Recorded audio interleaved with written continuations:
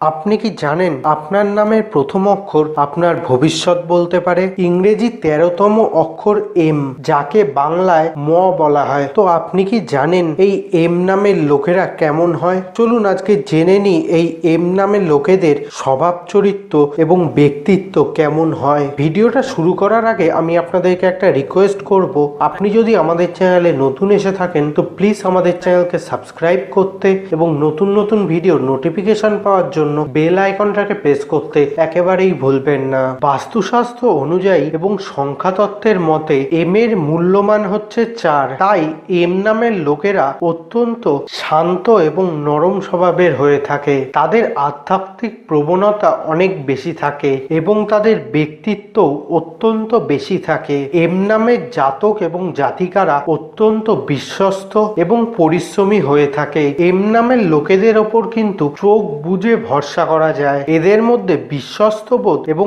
দায়িত্ববোধ অত্যন্ত বেশি। তাই এম নামের লোকেরা অন্যের কাছে অত্যন্ত প্রিয় হয়ে থাকে। এম নামের লোকেরা ঐতিহ্যে অত্যন্ত গুরুত্ব দেয়। এদের মধ্যে একাগ্রতা ও দক্ষতা অত্যন্ত বেশি থাকে।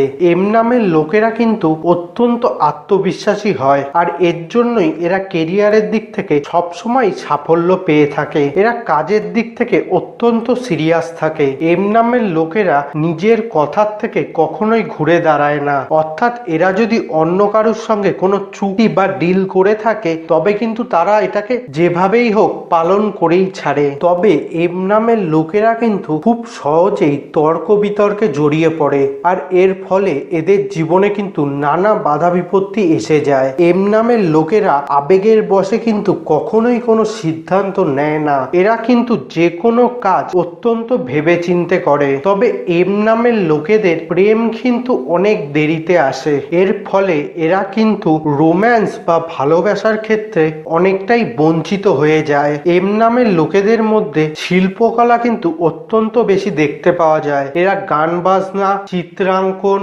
কবিতা আবৃত্তি ইত্যাদি কিন্তু খুব পছন্দ করে। এম নামের লোকেরা একবার যাকে ভালোবাসে তার জন্য সব কিছু করতে পারে। এম নামের লোকেরা কিন্তু যে কোনো কষ্ট সহ্য করার ক্ষমতা রাখে এবং এর জন্য এরা প্রস্তুত থাকে। তো আশা করছি আপনার ভিডিওটা ভালো লেগেছে।